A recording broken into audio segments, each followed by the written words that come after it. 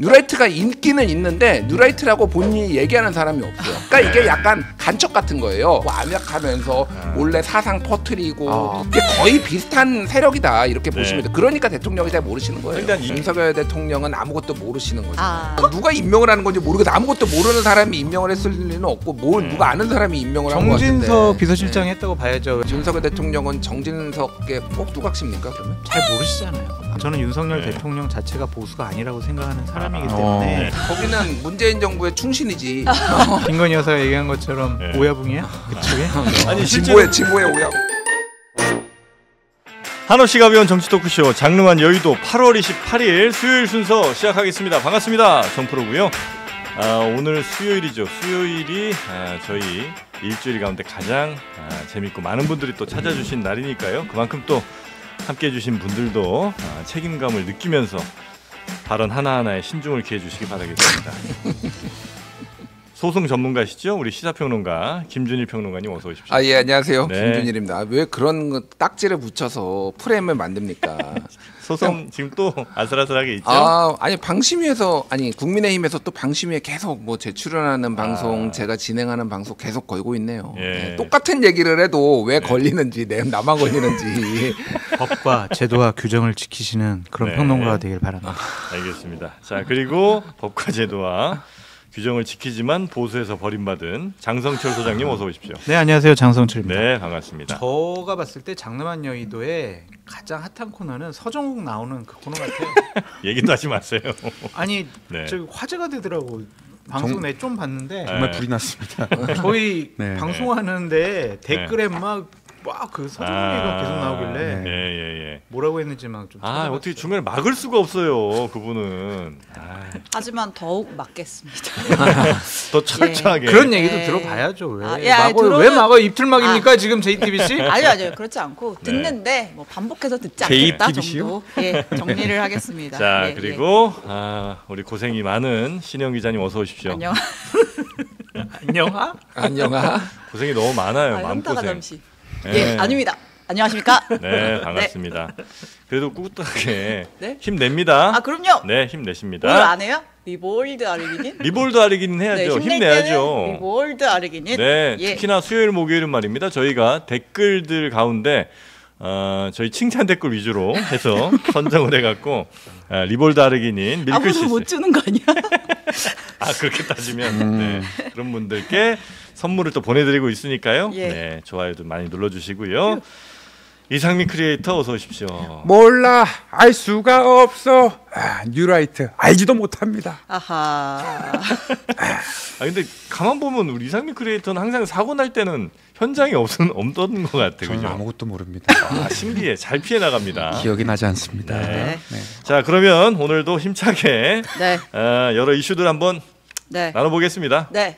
뭐부터 대통령이 갈까요? 네. 의문의 일패를 당하고 말았습니다. 네. 네, 어저께 그 운영위 현안 질의가 있었어요. 대통령실 이제 고위 관계자들이 총 출동을 했는데 역시 가장 화제가 된 인물은 중일마. 중요한 건 일본의 마음 발언으로 논란이 된 김태효 1차장입니다. 왜요? 일본만 생각하면 이거 뭐 그분이 하신 말씀이에요. 네. 자, 이제 해명을 했고요. 네. 또 관련해서 뭐 뉴라이트 논란에 대해서 네. 또 한 발언이 있습니다. 들어보고 얘기할게요. 네. 대통령님도 혹시 뉴라이트십니까? 대통령께서는 아마 뉴라이트의 의미를 정확히 모르고 계실 정도로 이 문제와 무관. 대통령 뉴라이트의 의미를 모르신다. 혹시 친일파 밀정이십니까? 아닙니다. 일본의 마음을 다스리는 것이 중요하다고 말씀드렸습니다. 해안으로 계신지 모르겠습니다. 국익을 중시해서 말씀드린 겁니다. 네. 두 가지 포인트가 있죠. 네. 네, 대통령은 뉴라이트의 의미를 정확히 모르고 계실 정도로 무관하다. 있고 이제 친일파 밀정이냐라고 물으니까 아닙니다. 그리고 일본의 마음을 헤아리자고 한 게 아니라 우리가 다스리자 그 길을 하자라고 얘기한 겁니다. 라고 해명을 했습니다. 그러니까 중요한 게 일본의 마음이 아니라 우리가 어떻게 일본을 다스리느냐 이게 이제 중요하다는 그런 거. 취지로 해명을 했습니다. 네. 근데 굉장히 뭐랄까 남성미라고 그러나? 그런 게 굉장히 좀 강해 보이네요. 누가요? 김태효 차장. 왜요? 이게 뭐 이렇게 피부색이나 이런 것들이 굉장히 좀 저는 그건 모르겠고 표정에 굉장히 확신에 처해 있다라는 생각은 듭니다. 네. 이제 자, 근데 뉴라이트의 의미를 모르기가 쉽진 않지 않습니까? 그러니까 뉴라이트냐 아니냐 뭐 수는 있지만 뉴라이트가 이렇게 지금 이슈가 되는데 대통령 모르실 수가 있나요? 뉴라이트 정의가 있어요. 뭐예요, 광복회가 뉴라이트? 선정한 네. 9대 뉴라이트 정의. 예. 네. 첫째, 이승만을 건국 대통령이라고 하는 아. 자. 1948년을 건국적이라고 하는 자. 예. 일제 강점기 우리 국적을 일본이라고 강변하는 자. 광복회가 얘기한 거죠? 예. 대한민국 임시정부 역사를 겸하고 임의단체로 깎아내리는 자. 네. 뭐 식민사관이나 식민지 네네네. 근대화론을 주장하는 자. 뭐 이런 분들을 네. 뉴라이트라고 정의를 했네요. 네. 자, 그래서 이 뉴라이트의 의미를 모른다는 거는 대통령이 요즘 세상 물정에 너무 관심이 또 그렇게까지 또. 아니고 에이, 확대해서. 안 하겠습니다. 되죠. 왜 그래요? 그럼 이제 그 정도로 뉴라이트 쪽이 정욱이 아니라- 부른다 또 서정욱 아이, 부른다. 아하. 지금 전화해가지고 오라고 그래요. 그 정도로 아하. 뉴라이트와 관련이 없다는 얘기를 이렇게 표현한 건가요, 그러면? 그런데 참 모른다라고 네. 표현한 것이 과연 맞는 것이냐라는 좀 생각이 그러게요. 들어요. 네. 대통령 뭐 잘 알고 계시지만 뭐 그런 사람들을 임명하거나 그런 사람들을 가까이 하거나 그런 사람들의 의견에 동조하지 않습니다. 네. 이렇게 얘기하는 게 맞지가 않나요? 그러니까 그럴 것 같은데. 근데 그렇게 말하기가 어려운 게 네. 김태효 차장 본인이 이제 예전에 그 이명박 정부를 네, 지지하는 뉴라이트 모임 100명 아, 의 네네네. 이름이 올라갔던 인사예요. 네. 소장파학자로 예, 자기가 그러니까 자기 부정을 하기는 좀 어려운. 어려운데 그러니까 그 뉴라이트가 그렇게 좋게 포장했잖아요. 예, 이렇게 예. 그럼 그렇게 얘기하면 되지 왜 대통령 모른다고 그렇게 얘기할까? 대통령 화내지 않았을까? 그러니까 대통령을 보호하려다 보니까 국가 최고 지도자가 이런 개념을 모른다. 그래서 이러한 사람들 임명한 것이 아니다. 이러한 논란이 아니다. 뭐 이런 식으로 논리 전개하는 것 같은데 김태호 차장 얘기가 솔직히 이해가 되지는 않습니다. 네. 요거는 뭐 김태호 안보실 1차장이 대통령을 정치적 금치산자로 만들려는 의도가 있었던 것 같지는 않아요. 지산자요? 전혀 그렇게 생각 안 그 했는데 이야기 하려고 또 그렇게 아니 그렇게 아니라 왜냐하면은 위험하다. 그게 아니라 그럴 거 아니에요. 그런 게 아니라 김태호 안보실 1차장이 뉴라이트의 개념은 뭡니까 이렇게 신장식 의원이 물어보니까 이렇게 예. 얘기를 했어요. 혁신적인 깨끗한 우파입니다. 네. 이렇게 얘기를 맞습니다. 했어요. 네. 그런데 우리가 알려진 이렇게 이거는 이분의 생각이고 우리가 일반적으로 얘기했던 거는 광복회가 얘기했던 것들이나 뭐 이런 것들 네, 얘기하잖아요. 그러니까 뉴라이트의 개념이 매우 혼돈스러우니 대통령께서 조금 착오가 있으실 수도 있다라는 거를 말하다 보니까 이렇게 나온 게 아닌가 그 생각이 들어요. 그러니까 저는 제가 한번 설명을 했었나요? 뉴라이트는 우파의 주체 사상이다. 제가 이렇게 예전에 한번 설명을 네네네. 했었어요. 예, 무슨 얘기냐면은 뉴라이트 뭐 모두는 아니지만 상당수가 소위 말해서 주체 사상을 신봉하던 사람들이 넘어와 가지고 뉴라이트로 전향을 했거든요. 네. 그러니까 주체 사상이라는 게 뭐냐면은 쉽게 얘기를 하면은 김일성의 신격화예요. 김일성의 지도 체제를 좀 더 공고히 하고 이 사람의 업적을 돋보이게 하기 위해서 다른 사람들을 다 깎아내리고 네. 거의 독립운동은 김일성 혼자 다 한 것처럼 만들고 김일성이 수류탄도 솔방울로 수류탄도 만들고 낙엽잎으로 타고서 막 바다도 배 타고. 건너고 배 타고 네. 건너고 막 이런 식으로 만들었단 말이에요. 주체 사상이 똑같아요. 이승만 네, 이제 신격화를 하기 위해서는 다른 사람들을 다 깔아 뭉개는 방식으로 그래서 임시정부도 별 볼 일 없는 존재고 김은구는 테러리스트고 이런 식의 논리 구조가 있단 말이에요. 이런 거를 대통령께서 모르시는 거죠. 잘 모르시는 거예요. 그러니까 경도된 얘기 김태효가 옆에 있으니 혁신되고 깨끗한 우파인 것만 계속 듣다 보니까 네. 그 얘기를 한 게 아닌가 저는 그 생각이 들어요. 그래서 네. 대통령께서 지금 늦었지만은 지금이라도 뉴라이트가 어떤 건지를 좀 정확하게 이해하시면 좋겠다. 그리고 또 하나가 뭐냐면은 네. 뉴라이트가 있기는 있는데 뉴라이트라고 본인이 얘기하는 사람이 없어요. 김영석 독립기념관장도 저 뉴라이트 아니에요. 뭐 예. 뉴라이트라고 얘기 네. 자처하는 사람 보셨습니까 최근에? 없어요. 네. 그러다 보니까 이게 약간 간첩 같은 거예요. 간첩을 분명히 대한민국에 암약하고 있습니까? 아니 분명히 간첩이 있잖아요. 대한민국에 있어요. 네. 근데 본인이 간첩이라고 얘기하지도 않고 암약하면서 몰래 사상 퍼뜨리고 대통령께서 말씀하셨잖아요. 국가 전복 세력이 있다고. 이게 거의 비슷한 세력이다 이렇게 보시면 돼요. 그러니까 대통령이 잘 모르시는 거예요. 그러니까 한 20년 전에는 예. 그 뉴라이트임을 스스로 굉장히 자랑스럽게 이야기하지 않았었나요? 2006년에 그죠? 네. 김문수 지금 고용노동부 장관 네, 후보자도 저 뉴라이트입니다라고 이제 자신 뭐 예. 뉴라이트로 가야 된다 이런 얘기를 많이 하시죠? 했었던 것 같은데 네, 네. 이제는 내가 뉴라이트요 하는 사람이 거의 한 명도 없다. 간접 같은 거죠, 그러니까. 김태효 차장이 뭐라 그랬냐면 내가 뉴라이트 당시 이름은 올리라고 했지만 네. 지금은 활동한 적이 없기 때문에 내가 나를 뉴라이트라고 말하지 않는 것이다 라고 얘기를 했고 네. 왜 그렇게 말을 못하냐 뉴라이트가 부끄러운 호칭이냐 이렇게 물어보니까 뉴라이트는 아까 말씀하신 대로 혁신적이고 깨끗한 우파가 원래 의미인데 정치권에서 변질되고 재단되어서 정치적인 의미로 비판받고 있다. 개념 자체가 호도됐다. 이런 주장을 했습니다. 네네네. 근데 식민지 근대화론을 주장을 하고 일제 강점기 때 대한민국 국민 국적이 일본이라고 하는 사람들은 제대로 된 역사관을 갖고 있다고 보기는 어렵죠. 그렇죠. 네. 특히나 이제 그 사람들이 국가의 뭐 중요한 정책을 결정하는 뭐 이런 사람들인 경우에는 상당히 문제가 될 수 있죠. 네. 공직자로서는 상당히 자격 미달이고. 이건 보수에서도 사실은 지켜야 될 굉장히 중요한 가치 아닙니까? 그러니까 보수가 좀 이상해졌어요. 그러니까 저는 윤석열 네. 대통령 자체가 보수가 아니라고 생각하는 사람이기 때문에 참칭이다. 거기는 문재인 정부의 충신이지. 이미 김건희 여사가 얘기했잖아. 네. 문재인 정부 충신이라고. 빨갛다. 김건희 여사가 얘기한 것처럼 네. 오야붕이야? 그쪽에? 아니 실제로 진보의 오야부. 그 홍준표 지사도 그 비슷한 얘기를 꺼냈죠. 그러니까 이제 김문수 고용노동부 장관 후보자가 네. 일제 시대 우리 국적은 일본이었다라고 발언한 것에 대해서 홍준표 시장이 페이스북에 글을 올렸습니다. 네. 을사늑약은 원촌 무효라고 국사책에 나와 있다. 그러니까요.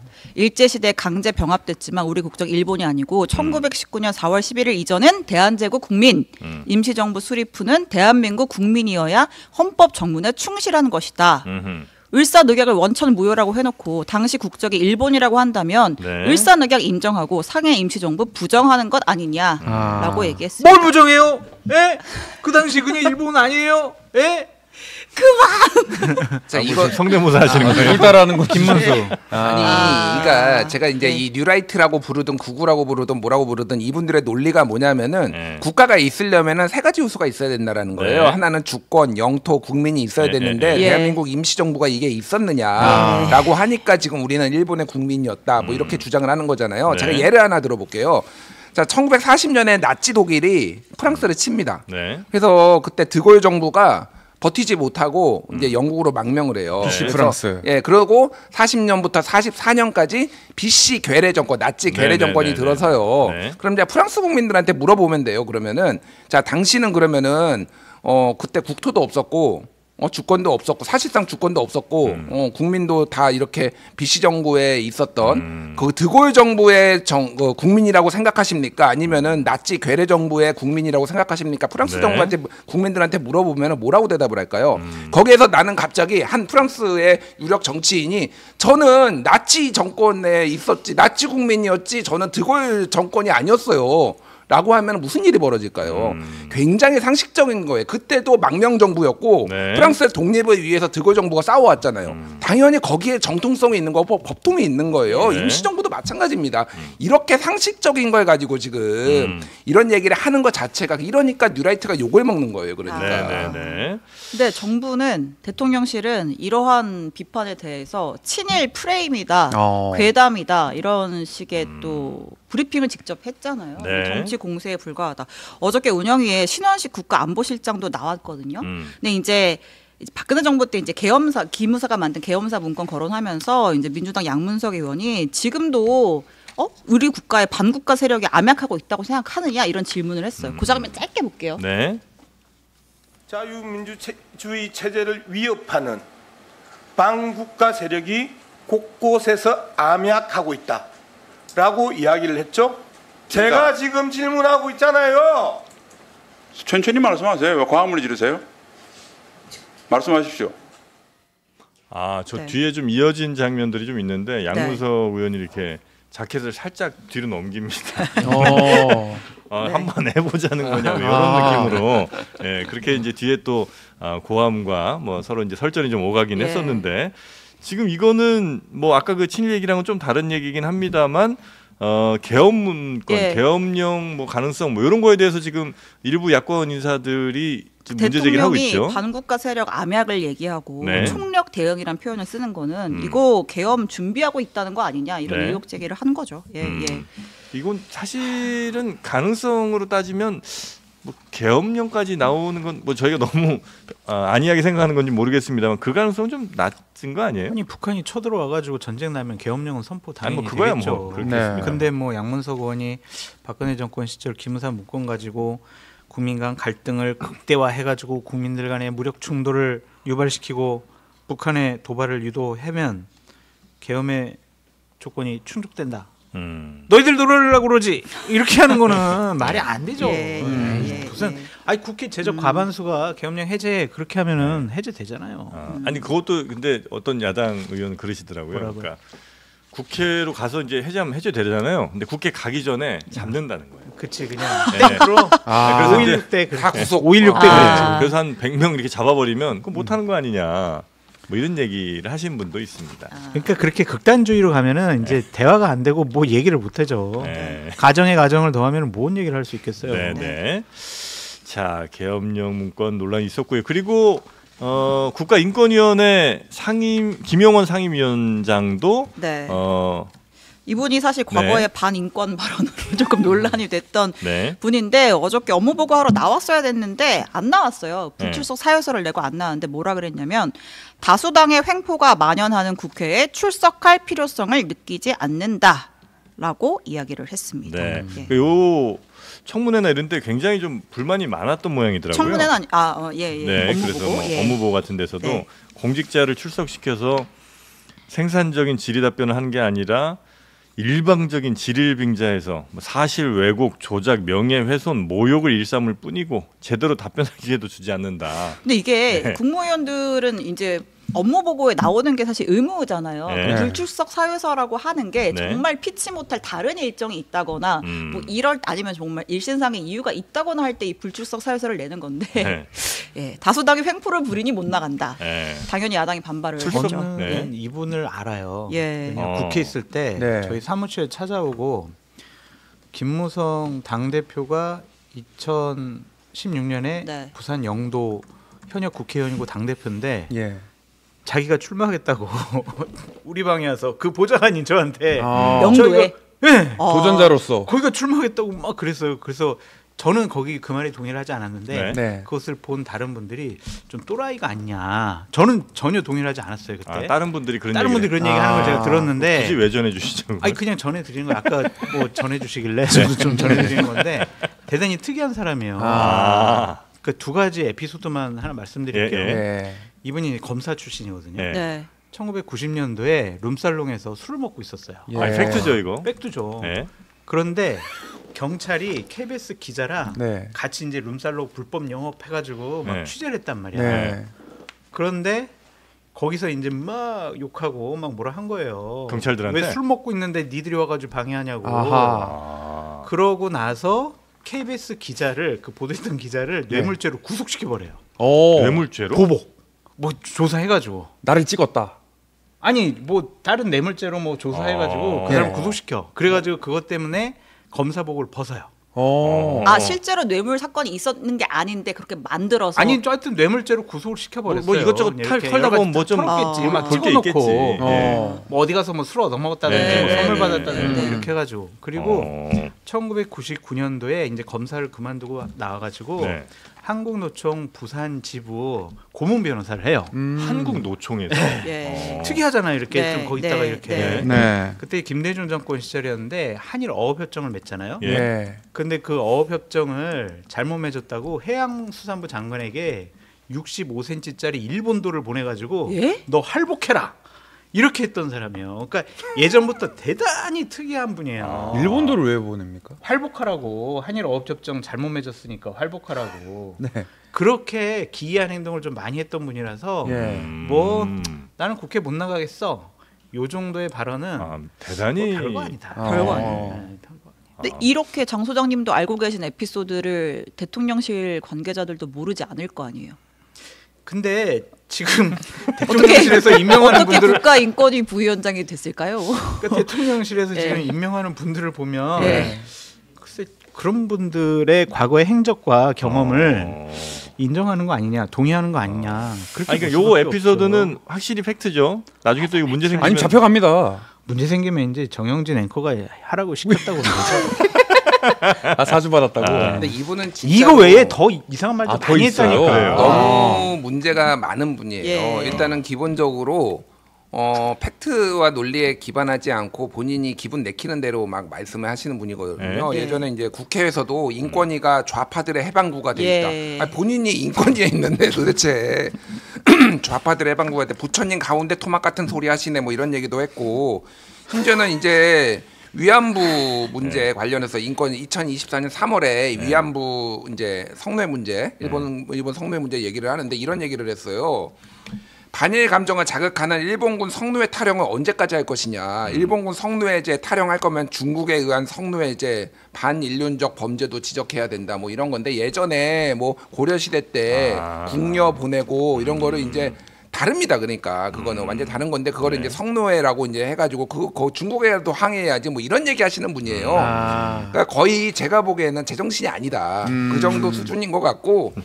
그러니까 뭐 다수당의 횡포 뭐 기분 나쁠 수 있죠. 근데 본인이 해야 될 의무는 해야 되는 거 아닌가요? 이거는. 예. 그러니까 이분이 정치적인 이력과 선택도 상당히 특이해요. 처음에 이제 한나라당 정책위원회 부위원장 그렇게 좀 했었는데 혹시 그 사진 있으면 좀 올려주세요. 저희 감정이입하기가 좀 쉽지 않으니까 네네네. 어떤 분인지 얼굴은 좀 알고 네. 가는 게 좋을 것 같습니다. 3년 동안 이어가시죠. 말씀 계속 예. 이어가시면 처음에 그렇게 되겠습니다. 한나라당에 있다가 국민신당으로 갑니다. 네. 이인재당. 네. 네. 그러다가 21대 국회에는 민주당으로 가가지고 민주당의 부산 영도에 출마하려고 하는 사람들과 경선을 해요.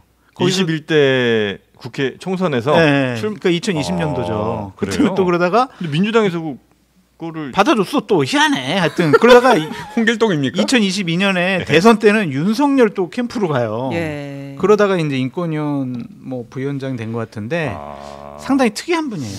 네. 그래요. 근데 이런 분들이 이렇게 정치권에서 암약하고 있군요. 그러니까 승승장구를 어떻게 예. 하는 거예요? 이런 분들만 골라가지고 지금 윤석열 정부가 임명을 하고 있는데 네. 윤석열 대통령은 아무것도 모르시는 거잖아요. 그럼 누가 이렇게 임명을 하는 건지 모르겠어. 아무것도 모르는 사람이 임명을 했을 리는 없고 뭘 누가 아는 사람이 임명을 한 것 같은데. 정진석 비서실장이 했다고 봐야죠. 왜냐하면 그 인사위원회 추천위원장이 예. 정진석 비서실장이 당연직 위원장이기 때문에 예. 정진석 위원장이 다 스크린한 걸로 알죠. 윤석열 대통령은 정진석의 꼭두각시입니까 그러면? 잘 모르시잖아요. 아, 잘 모른다.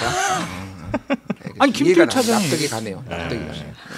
자, 일단 김용원 국가인권위원회 어제 상임위원장. 운영위가 이래저래 핫했습니다. 예. 네. 자, 넘어가겠습니다. 자, 오늘 본회의가 있어요. 네. 본회의에서 통과될 법안 핵심이 간호법입니다. 그러니까 이제 간호법이 그러니까 쉽게 말하면 이제 의사가 하는 업무 중에 일부 업무, 그러니까 진료 지원을 하는 간호사, PA 간호사라고 하는 분들의 법적 지위를 보장해주고 이제 뭐 거기에 대한 업무 범위나 뭐 아니면 여러 가지에 대해서 이제 규정을 하는 그런 법안인데 네. 여야가 급하게 전격 합의를 이뤄냈습니다. 뭐 이유가 있겠죠. 왜? 네. 일단은 전공의의 이탈이 좀 장기화되면서 의료 대란, 뭐 지금 의료 공백이 굉장히 심각하잖아요. 네, 이걸 네, 좀 네. 해소해 보자. 그러니까 이제 빨리 이제 PA 간호사 법적 근거 만들어가지고 좀 이렇게 일하게 해주자. 그 PA 간호사라는 게 뭔지 간략하게 좀 얘기해 주시면 어떤 거예요? 그러니까 말씀드린 대로 네. 의사가 보는 업무 중에 일부 진료 업무를 네. 지원하고 대신해서 할 수 있는. 일부 PA가 진료- 줄임말인 거죠? 네, 피지션 어시스턴트인가 그럴 거예요. 네. 그래서 뭐 예를 들면 수술할 때 발음 좋아.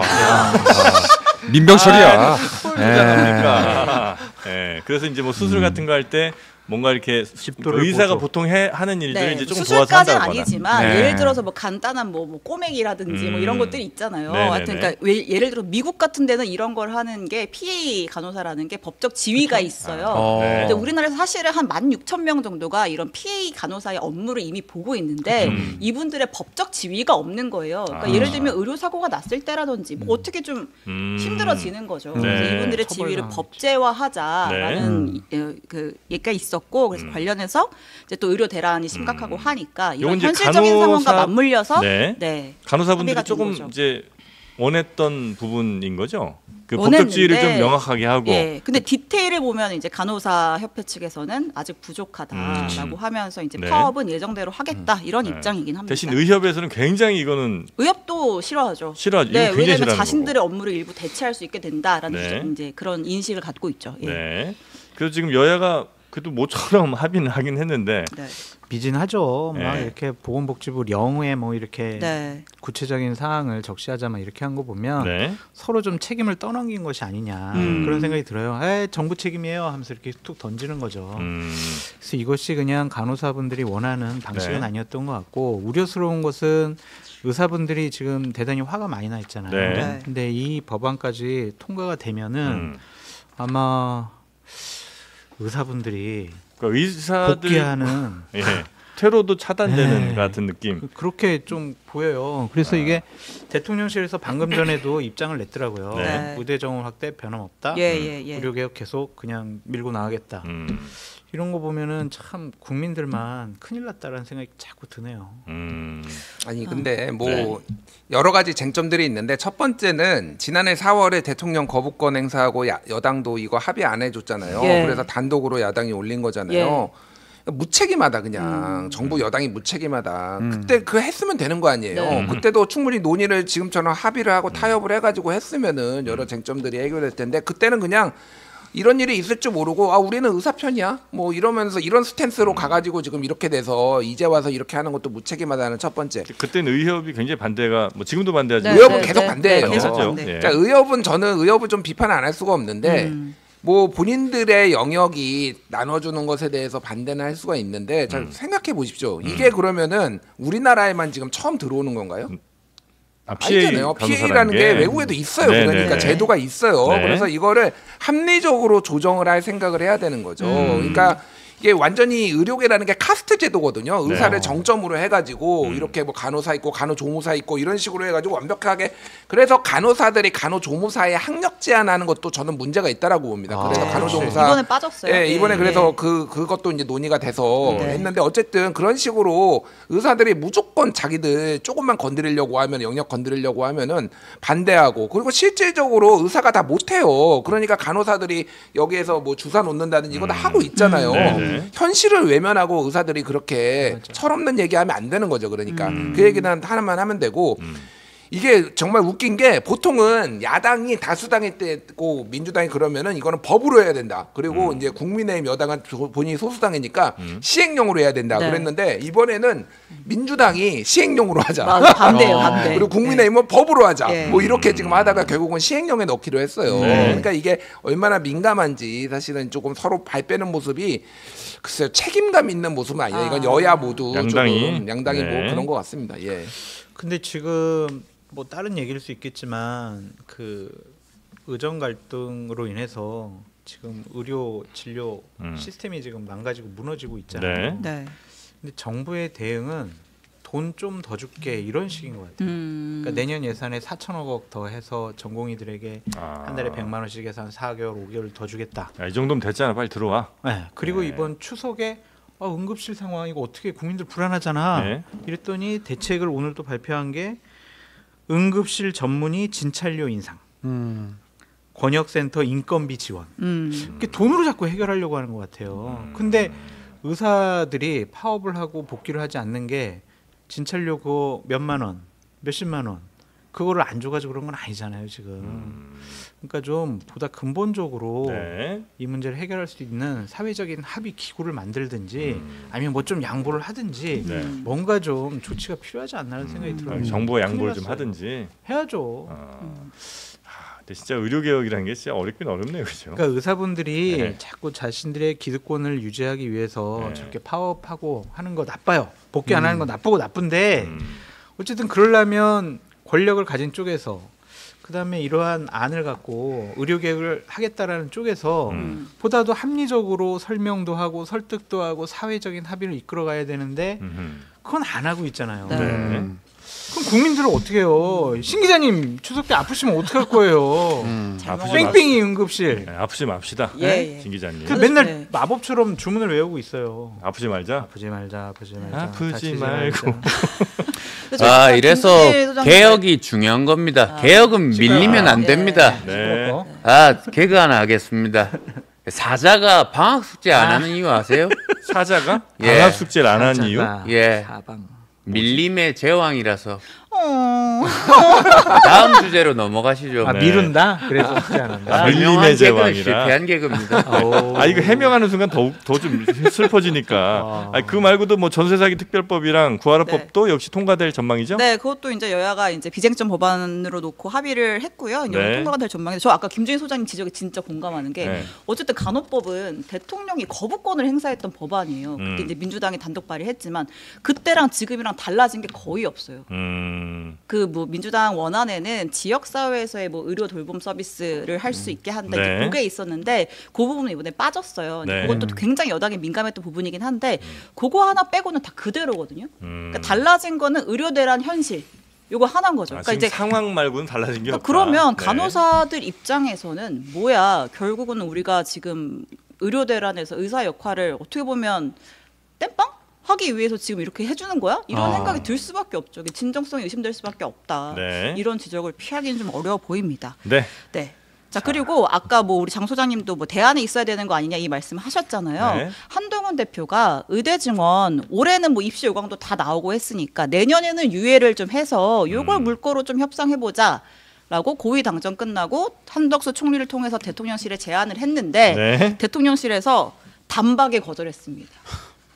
예, 거절했어요. 네. 쉽게 말하면 낄끼빠빠 이거 한동훈 대표 여당이 낄 이슈 아니야. 의대 증원 문제는 타협 불가능한 이슈고 대통령실이 주도하는 이슈야. 이렇게 되면 예. 한동훈 대표가 조금 너무 민망해지는 거 아니에요? 끝났어요. 네? 끝났다고요.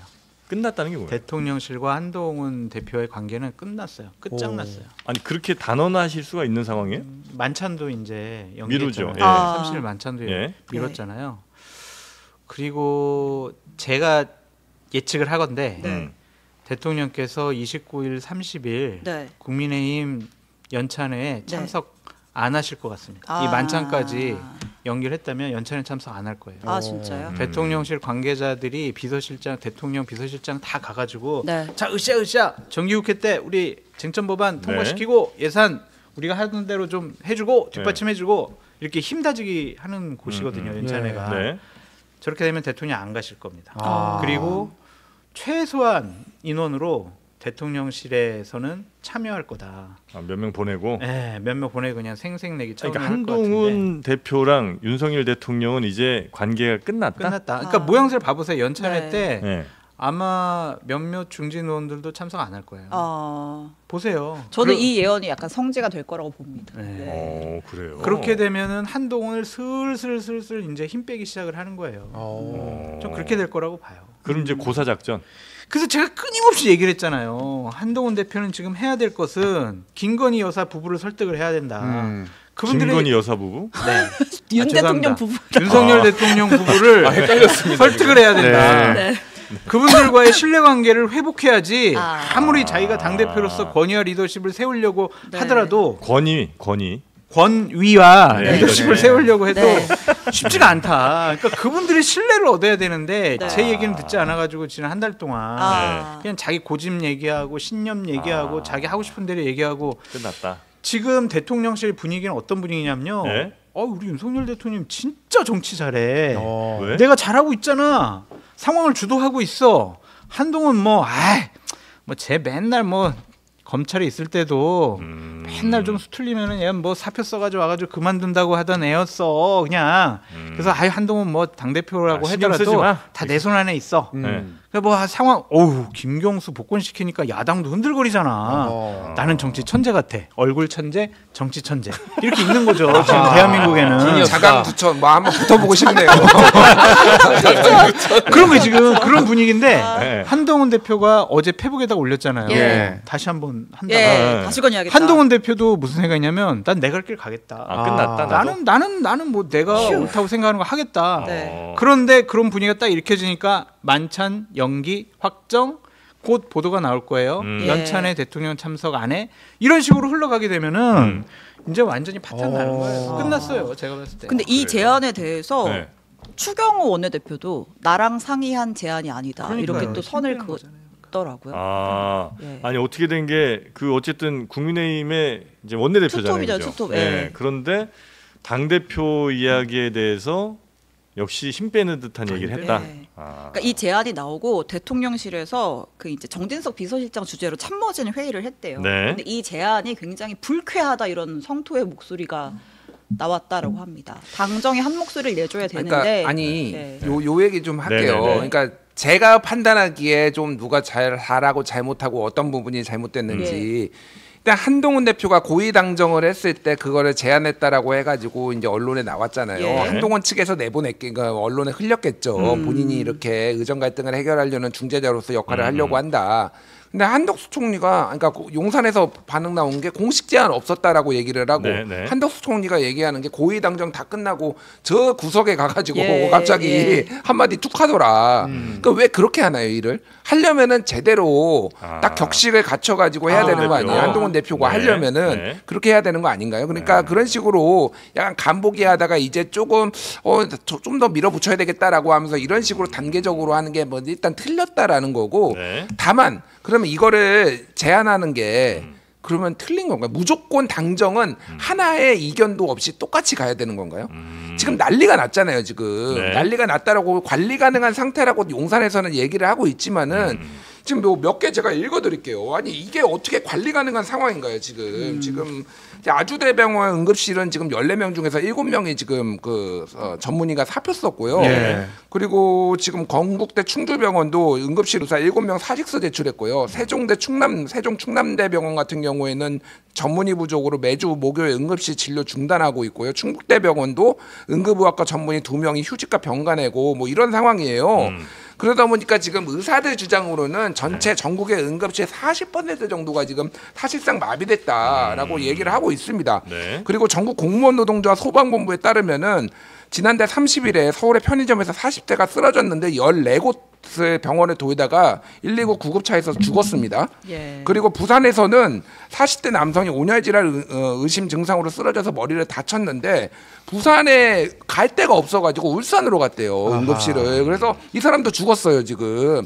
그리고 지난 15일에는 충북 진천에서 출산이 임박한 임산부가 응급실을 찾지 못해 119에서 아기를 낳습니다. 네, 구급차에서. 자, 예. 119 구급차가 의료기관에 찾지 못해가지고 환자를 4번, 한 번이 아니라 4번을 이송한 경우가 올해 17번인데 작년 통틀어 가지고 15번인데 지금 이미 넘어섰어요. 네. 절반밖에 안 지났는데 이게 비정상정이잖아요. 그러면 이거를 시정할 생각을 해야 될 거 아닙니까? 그래서 한동훈이 하려면은 제대로 딱 격식을 갖춰서 하고 무조건 당정일치를 해야 되는 게 어딨어요.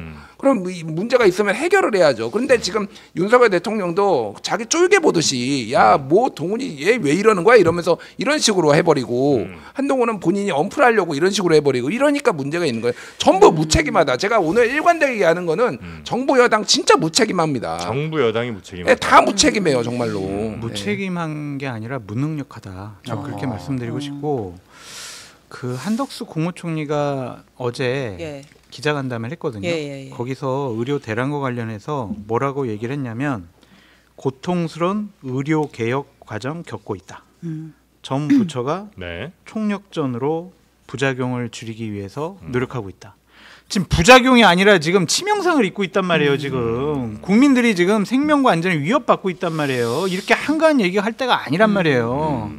근데 한동훈 대표의 입장에서는 내가 최상병 문제와 관련해서는 내가 욕 먹으면서까지 약간 좀 뒤로 미루는 뭉개려고 하는 질질 끄는 네. 그런 모습을 보이고 있고 예. 김경수 전 지사 복권 문제와 관련해서 네. 내가 한마디 했다가 그냥 뒤로 물러나서 이해한다라는 식으로 얘기를 했는데 의대 정원 문제와 관련해서 내가 또 몇 번 얘기했는데 이것까지 뒤로 물러나면 나는 당대표로서 권위를 완전히 상실한다. 네. 나도 내 갈 길을 가겠다. 네. 대통령이 한판 붙어보자. 지금 이런 상황이에요. 큰일 났어요. 그러니까 예전에 한번 그 박민수 차관인가요? 그 보건복지부 뭐 그 분이랑 인터뷰한 적이 있었는데 요 비슷한 상황을 생각은 하고 있더라고요. 생각만? 그러니까 처음에 막 이 논란이 있을 때 아마 시간이 지나면 지금 잠깐 아마 국민들이 뭐 정부의 편을 좀 들지 몰라도 예. 아마 시간이 지나면 지날수록 분명히 여러 어려움들이 있을 거고 그래서 아마 여론도 좀 돌아설 것 같다는 예. 얘기를 하더라고요. 그래서 예. 이 정도 예측을 했으면 거기에 맞는 대응을 좀 해야 될 거 아니에요. 그러니까 그걸 지난 못하는 정권과 것 같네. 대통령들이 네. 의대 정원을 확대하려고 했는데 네. 이러한 여러 가지 어렵고 힘든 상황들이 나올 것이 예상되니까 결국에는 결국에는 하려고 했다가 못했던 거 아니에요. 네.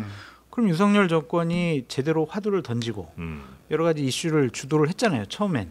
그러면은 그에 맞는 정말 깨끗하고 깔끔하고 능력 있는 로드맵을 딱 보여줘서 여러 가지 부작용들, 의사 반발들 다 차곡차곡 해결하는 능력 있는 모습을 보여줘야 되는데 그냥 툭 던져놨단 말이야. 그러고 나서는 나 몰른데. 그래서 그러니까. 대통령의 내일 있죠. 4+1 개혁 관련해서 그것도 툭 던져놓고 나 몰라라. 아이 뭘 나는 뭐 얘기했으니까 나 몰라. 이러지 않을까. 그러니까 이거는 명확하게 필요 있어요. 저는 의대 증원해야 된다고 생각을 해요. 네, 증원해야 된다고 생각하고 문재인 정부 때 그때 400명 문재인 정부가 한다고 했을 때 의사들이 격렬하게 반대하고 그것도 저는 굉장히 비판했습니다.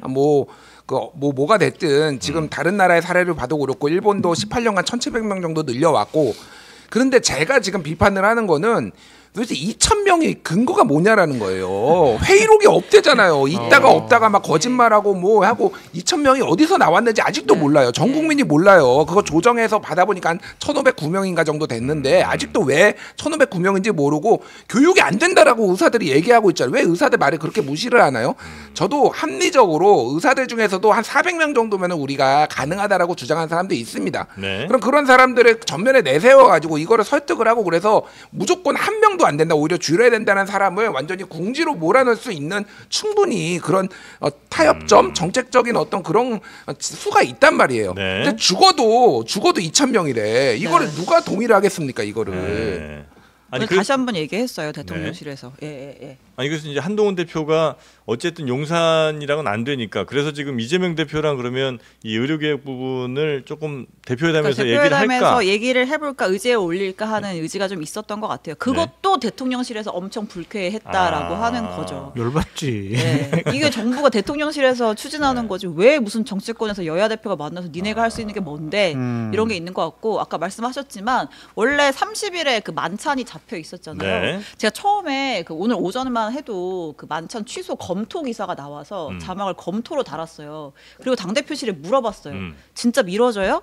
연락받은 게 없다는 거예요. 연락받은 게 없대요. 기분 나쁘다는 거죠. 그래서 근데 대통령실에서 브리핑이 나왔어요. 연기하기로 했대요. 추석 이후로 만나기로 했다. 그리고 나서 제가 다시 대표실에 물어봤어요. 연락받으신 게 아직도 없나요? 없대요. 그러니까 당대표실에 연락은 안 하고 그냥 언론에다가 물론 공개를 해버리고. 제가 취재하지 않은 다른 청구로 연락을 했을 수도 있겠지만 제가 연락한 분도 굉장히 책임 있는 자리에 있는 분이었는데 이 K모 씨? K모 씨? 아닙니다. 아닌데 다른 분인데 여튼. 그래서 하여튼 당대표실에는 연락을 안 한 상태로 언론에 그냥 연기한다 이렇게 대통령실이 일방적 발표를 해버렸다는 거죠. 그러니까 저게 그렇게 볼 수 있다. 한동 제가 물어본 분은 연락 못 받았다고 하더라고요. 한동 기분 나빠. 너 당대표로 인정 안 할래. 무릎 꿇고 들어와. 안 그럼 용서 못 하겠어. 이거죠. 그런 상황이다 지금. 큰일 났어요. 근데 대표회담에서도 아까 말씀하셨다시피 한동훈 대표가 지금 권위가 완전히 상실돼서 조금 전에 그 민주당의 조승래 수석 대변인이 이제 이재명 대표 실무 복귀했으니까 대표회담 다시 또 논의하나요? 라고 물어봤더니 이런 얘기를 했어요. 그러니까 우리가 뭐 진척된 게 지금 없다. 한동훈 대표 스스로가 본인 입지를 자꾸 줄이는 방식으로 접근하고 있는 것 같다. 최혜병 특검 문제도 그렇고 의료대란 수습하는 과정에서 대통령실에 까이고 스스로 입지를 썼어요? 까였다는? 진짜?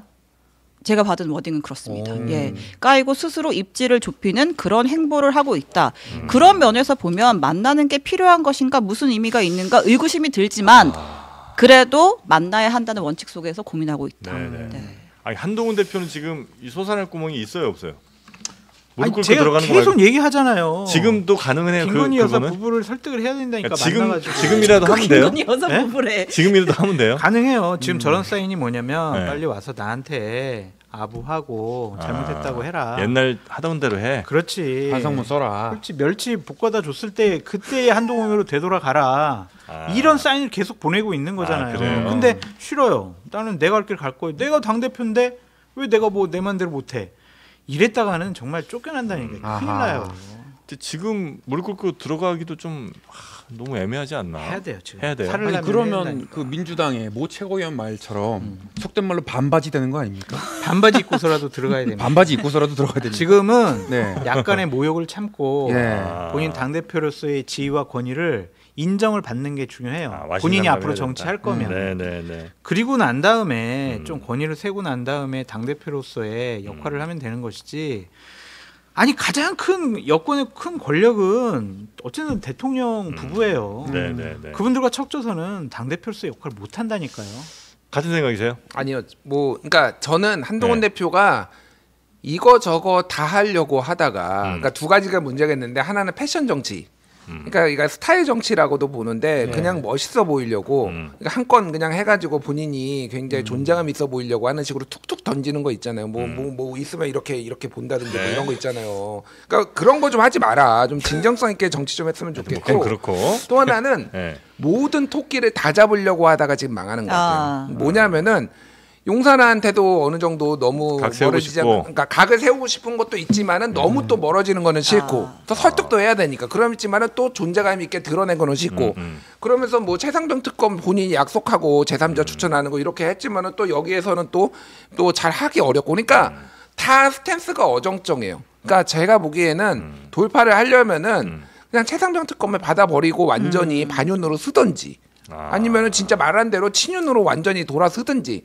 이건 이도 아니고 저도 아니고 하니까 여기도 까이고 저기도 까이고 지금 온통 뭐 동네 북이 다 되는 것 같아요. 제가 보기에는 상당히 위험한 신호다라는 건 맞아요. 제가 보기에는. 만약에 한동훈 대표가 국민적인 지지율이 상당히 높거나 아니면은 국회 내에서 다수의 의원들이 자 한동훈 대표 지키자 보호하자 우리는 한동훈 편이야. 그럼 되는데. 그러한 양날개가 있으면은 개겨도 돼.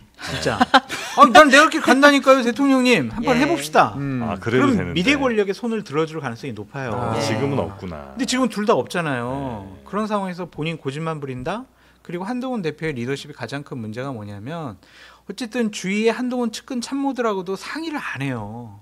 혼자예요. 통보해요. 그러니까 예를 들면은 당의 비서실에 있는 분들도 자 지금 한동훈 대표가 1대1로 중진들도 만나잖아요. 여러 의원들도 만나고 친윤들도 만나고 막 1대1로 밥 먹고 한다면서요. 그 일정을 몰라. 모른다니까? 본인이 잡아. 그럼 이제 바보 되는 거거든요. 뭐 상을 수습할 수가 없어요. 반신욕 정치. 그러니까 완전 몸을 푹 담으셔야 되는데 저 상당히 그러니까 이렇게 가면은 한동훈 대표 핫바지가 아니라 레깅스 된다 그런 얘기 하셨죠? 제가요? 아닌가 누구지? 내가 했나? 네. 서정욱이 했을 거야. 그렇게 될 수도 있다. 나쁜 건 다 그쪽으로 가는군요. 아니 그래서 하여튼 대단히 지금 위험하다니까요. 위험한 상황에 놓인 것 같다. 제 말을 처음부터 들었으면은 절벽 끝에 서 있다. 네. 자, 답답해요. 다음 주제 넘어가 볼까요? 네. 자, 다음 달 3일에 심우정 검찰총장 후보자 인사청문회가 예정이 되어 있는데요. 김건희 여사의 친오빠인 김진우 씨가 여야 합의로 참고인으로 채택이 됐습니다. 여야 합의요? 예. 여야 합의로. 자, 이 그래요? 김진우 씨가 일단은 그 윤 대통령 처가 가족 회사로 알려진 그 부동산 업체 개발 대표고요. 근데 왜 갑자기 이 심우정 검찰총장 후보자 청문회에 나오느냐? 이 심 후보자와 휘문고등학교 동창 사이예요. 그래서 야권에서는 이러한 배경이 심우정 후보자가 검찰총장 후보자로 지명된 데에 영향을 미친 거 아니냐 이런 의심을 하고 있고 그래서 참고인으로 지금 채택이 됐습니다. 예. 근데 여당이 합의를 해줬어요, 근데? 여야 합의로 채택했다고 그러니까 여당이 합니다. 합의를 해준 거잖아요. 이건 또 어떤 모르겠는데 재밌네요. 처음 들어가지고. 그래요? 제가 이것도 물어봤어요. 왜 그랬대요? 법사위 간사님이랑은 통화를 못했고 원래 그 참고인 증인 합의는 간사님이 하잖아요. 간사님은 전화를 안 받으셨고 다른 법사위원한테 물어봤는데 K모 씨. K모 씨 아니에요. K모 씨로 밀어 이렇게 좋아해요. 아니야 다 밀어붙이려야지. 그냥 믿고 K가 많아요. 김 씨가 많아서 K모 씨 아닙니다. 다른 뭐한테 물어봤는데 그랬어? 이러더라고요. 몰라? 합의 안 했어요. 뭐 그렇지라고 하면서. 근데 이거를 뭐 간사가 어떻게 들어가서 합의를 하니까 뭐 됐겠지. 근데 이제 유상범 의원이 간사잖아요. 근데 아무튼 뭐 그러면 당 지도부랑도 상의가 안 됐고 법사위원들이랑도 상의가 안 됐어요. 했더니 막 엄청나게 중요하게 논의하진 않았다는 거예요. 근데 어쨌든 합의가 돼서 왔고 그럼 이제 뭐 주고받은 것도 없어요. 모르겠다라고 하면서 근데 참고인은 출석에 의무가 있는 건 아니잖아. 그렇죠. 이렇게 한마디 그러면 아예 덧붙이겠습니다. 출석 안 해도 되니까 하도 뭐 이렇게 여러 가지 조건 거니까 그냥 이거 합의해준다 이런 건가 그러면? 근데 검찰총장 후보자의 고등학교 동창이라 그리고 마침 그 사람이 영부인의 동생이라. 오빠라 이제 증인으로 부른다는 거죠. 근데 영부인 가족을 부르려면 전 당 지도부도 알아야 된다고 생각을 했거든요. 그러니까 알고 있을 거라고. 근데 역시 대표실에 물어봤는데 몰라. 보고받은 바 없었다. 고 하더라고요. 아니 뭐 휘문고 나와가지고 90학번일 거야 아마 네. 이게 심우정. 그러니까 김진우 뭐 거기도 90학번이겠죠. 네. 그래서 뭐 저는 그렇게 보지는 않아요. 휘문고 동창이라서 네. 뭐 심우정이 아니고, 됐겠어요. 네. 그러니까 김주현 민정수석하고 예. 완전히 인연이 계속 같이 근무했습니다. 네. 오랫동안. 그러니까 김주현 민정수석의 말을 잘 들을 기획통을 그냥 안 쳤다라고 보는 게 더 합리적이지. 네. 근데 이제 야당 입장에서는 여기 이거 세워놓고 다른 거 질문하려고 했겠죠. 그러니까 뭐 양평 부동산 재개발이라든지 이거 기소돼가지고 지금 뭐 여러 사안이 있으니까 뭐 그런 거 지금 그림을 그린 것 같은데 참석 안 할 것 같아요. 네, 그치? 참석 안 할 것 같아요. 근데 의미 네. 있는 거는 김건희 여사 오빠 김진우 이분이 공식적인 무대에 데뷔했다고 보여지거든요. 그러니까 뚝이 무너진 거라고 봐요. 그러니까 이번엔 그냥 참고인 정도로 채택을 하지만 국감 때는 아마 뭐 증인 채택 이런 식으로 수위를 높여갈 가능성이 높아요. 그래서 김건희 여사에 대한 공격을 김진우 씨를 통해 가지고 시작을 할 것 같다. 어떤 뚝이 무너진 겁니까? 그러니까 대통령 배우자의 가족은 건드리지 가족이잖아요. 않는다. 가족. 네. 근데 우리가 그냥 저도 전혀 믿지 않는데 김건희 여사와 관련된 많은 일들이 오빠를 통해서 뭐 이루어진다.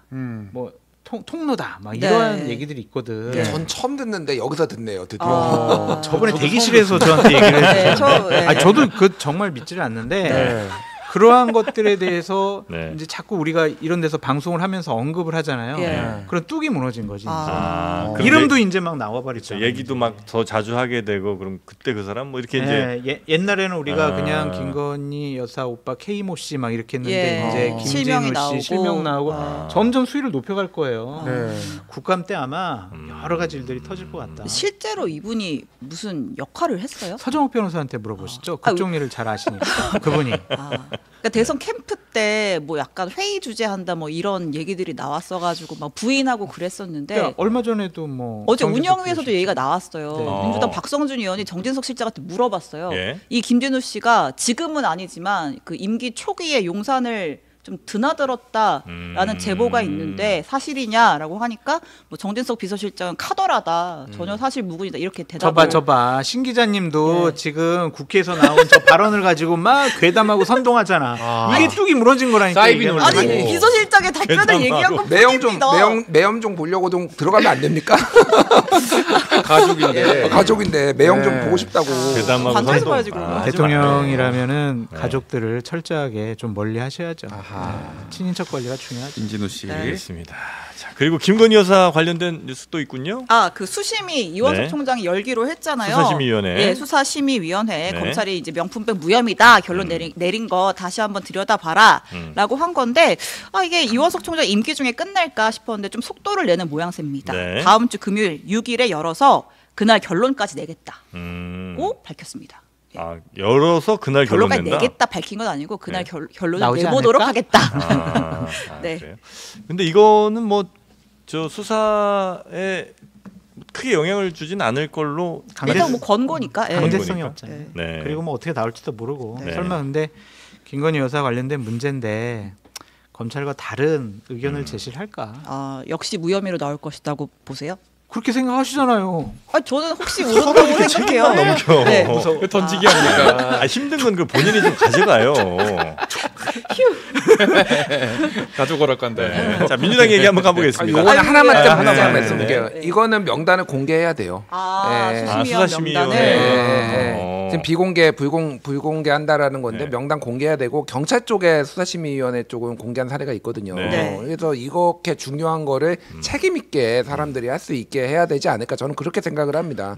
이거를 뒤에서 아무도 절대 뭐 보호한다라는 건데 뭘 보호한다는 건지 잘 모르겠어요. 본인들이 오히려 익명으로 숨어가지고 무책임하게 이렇게 할 가능성이 높기 때문에 오늘 뭐 오마이뉴스에 칼럼도 나오고 그랬는데 네. 저는 이거는 공개해야 된다 명단. 요거 수사심. 난 반댈세.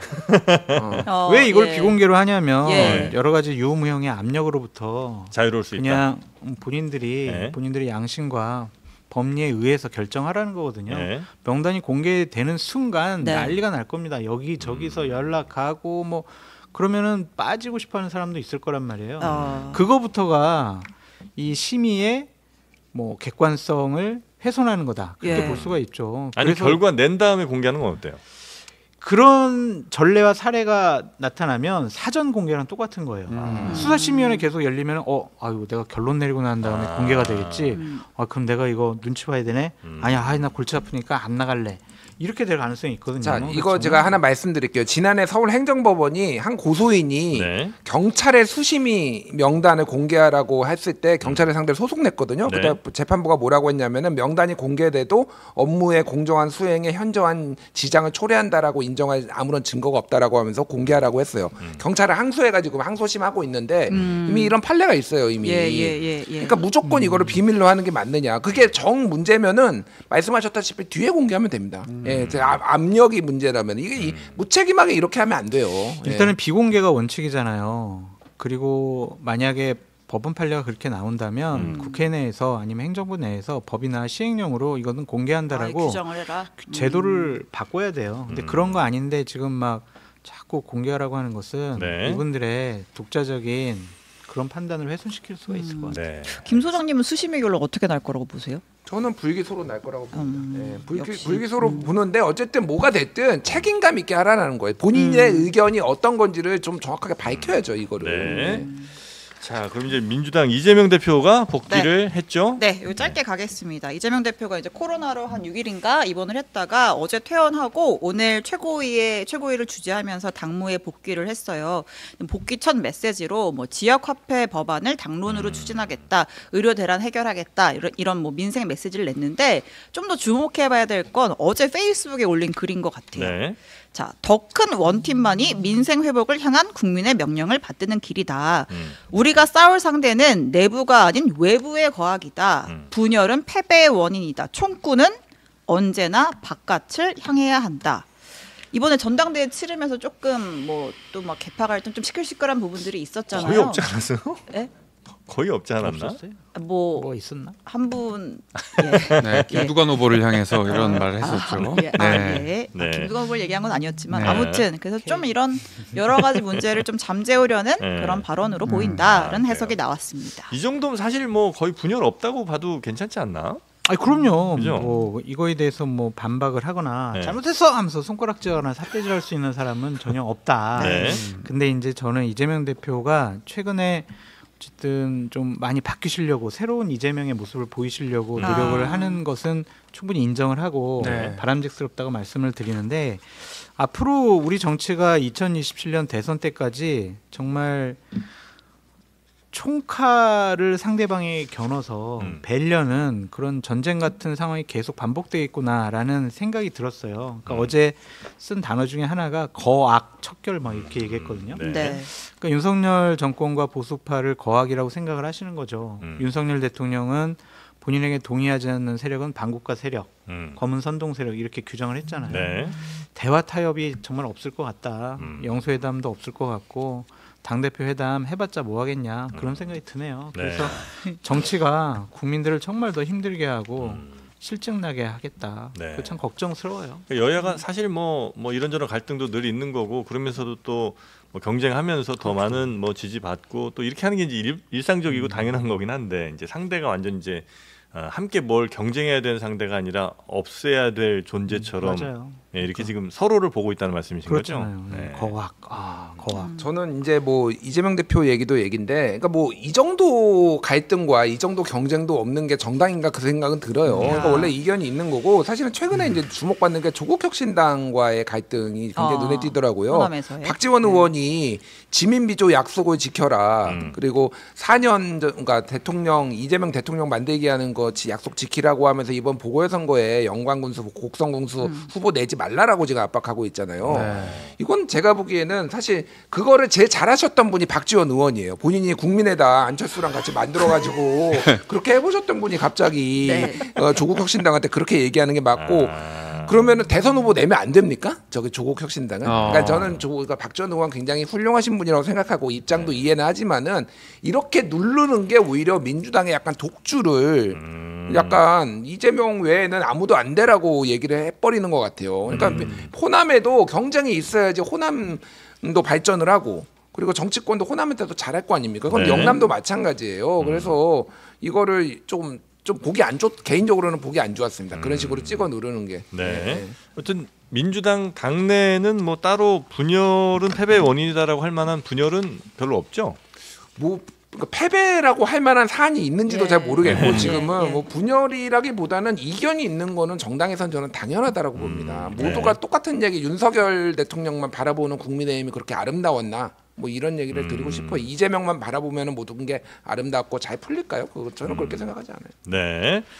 자, 민주당 이재명 대표가 당무에 복귀했고 네. 마지막으로 예산 얘기 짧게 가겠습니다. 자, 정부가 올해보다 3.2% 늘어난 677조 원 규모의 내년도 예산안을 발표했습니다. 그러니까 이제 총 지출 증가율이 3.2% 늘었는데 총 수입 증가율보다 그리고 정부의 경상 성장률 전망치보다 굉장히 낮게 이걸 잡은 거예요. 그러니까 이제 허리띠를 졸라맸다 이렇게 보시면 되고 건전 재정을 강조하면서 지난 정부에서 국가 채무가 크게 늘어난 게 정말 우리를 힘들게 한다 이러면서 또 전 정부 탓을 조금 하셨어요. 대통령이 이제 직접 얘기했죠. 네. 그러니까 69년 동안 국가 누적 채무가 660조인데 지난 정부 5년 만에 1,076조 원이 됐다. 어떻게 5년 만에 400조 원 이상의 국가 채무를 늘릴 수가 있느냐. 그래서 우리를 일하기 어렵게 만들었다. 이런 주장을 했습니다. 네. 어떻게 뭐 말씀 더 하시겠습니까? 아니 예산은 별로 큰 문제가 없을 것 같아요. 제가 봤을 때는 예산 국회 때 민주당에서 예를 들면은 이제 뭐 권익이라든지 독립기념관이라든지 이런 데 예산을 대폭 삭감하겠다. 너희들 필요 없다. 삭감의 권한은 국회에 있으니까 마음대로 그냥 칼질할 수가 있어요. 근데 그렇게 또 안 될 가능성이 높은 게 뭐냐면 증액은 정부가 동의를 해줘야 되거든요. 자기네들 마음대로 증액을 못 하잖아요. 민주당 의원들이 자신들 지역구에 증액해야 될 예산들이 있거든. 그래도 정부에서 예산을 딱 편성을 할 때 민주당 쪽 예산들은 이렇게 쓱쓱 다 빼버려요. 그래가지고 협상 카드로 사용하려고. 그래가지고 막 지금이야 막 여러 가지로 우리 칼질하겠어, 막 여러 가지 뭐 제대로 살펴보겠어 하지만 결국에는 정부 원하는 그대로 거의 갈 것 같고. 거기다가 한 2, 3조 덧붙여가지고 민주당이 원하는 예산 그게 또 포함될 것 같다. 짧게 뭐 시간 많지 않으니까 짧게 말씀드릴게요. 뭐 건전재정 기조가 본인의 철학이라고 하면은 존중합니다. 존중하는데 일반적으로 이제 국가의 어떤 역할이라는 게 불황일 때는 정부가 적극적으로 재정을 확대해서 이런 불황에 빠진 거를 막고 그리고 너무 과열됐으면은 이제 좀 돈을 덜 쓰는 거잖아요.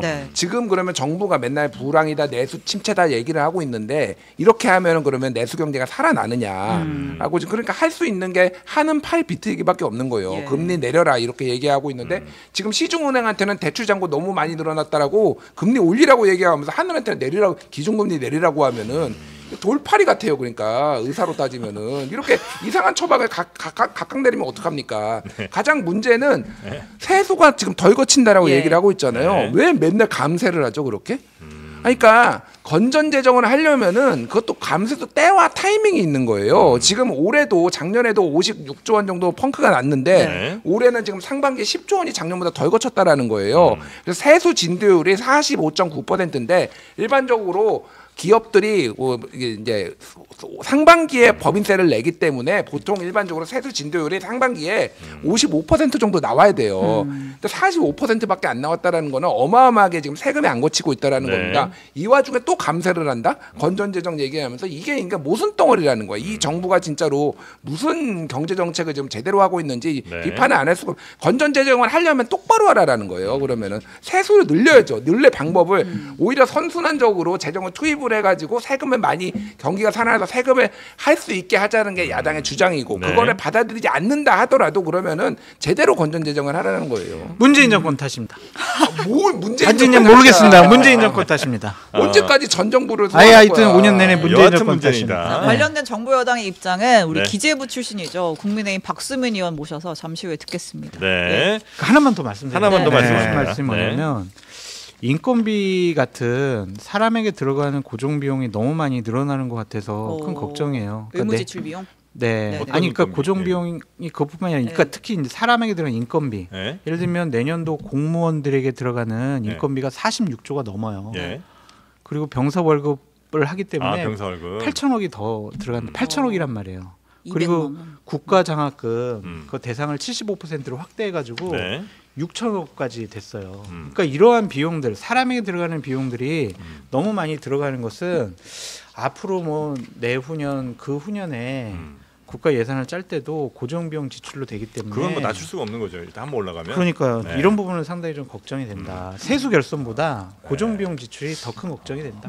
그런데 또 뭐 공무원들은 그렇다고 뭐 임금을 계속 안 올릴 수도 없는 거고 군인들은 그렇죠. 군인들을 또 안 줄 수도 없는 거고. 더 이제 올라가겠죠. 이제 네. 뭐 국가 중사 장학금은 또 부사관들 늘리는 게 맞는 방향인 것 같기는 하고. 그러면은 이제 세수가 더 많이 거쳐야 되는데 그거는 안 되고. 네. 그래서 건전 재정 한다고 그러고 예. 좀 네. 이율배반적인 얘기들이 좀 있는 것 다들 같아요. 아프지나 말고 여기 응급실 가면 지금 개고생하니까 제가 다들 아프지 마요. 다들 고생했다고 지금. 이마에 뭐 큰일 붙이셨네요. 아니, 표정이 진짜 아프신 것 내가 지금 정말 힘들어가지고 지금. 예, 오늘 다치셨죠 얼마 전에. 놀리냐? 아이고 던질 수도 없고. 아니 힘들었다고 봐요. 아니, 그 위로 해드리는 거죠. 얼른 좀 캐치하세요. 아이고 뭐 놀리는 것도 아니고 이거 힘들었다고 봐요. 네, 알겠습니다. 자, 그러면 잠시 후에 저희가 예산이라든지 또 25만 원 뭐 이런 얘기들은 박수민 의원과 함께 돈 얘기 한번 나눠보도록 하고요. 오늘 김 과장은 여기서 마무리하도록 하겠습니다. 만족하셨습니까 오늘도? 오늘도 역시 동접자 10,000명을 돌파해서 네, 역시 두 분 믿고 갈 수밖에 없다. 네. 네, 그런 생각이 듭니다. 감사합니다. 고맙습니다. 얼굴 천재 고맙습니다. 감사합니다. 네, 버림받은 정치 천재랑 한번 자웅을 겨루고 싶네요. 개인적으로. 예. 네, 버림받은 보수 대단히 고맙습니다. 감사합니다. 네, 고맙습니다.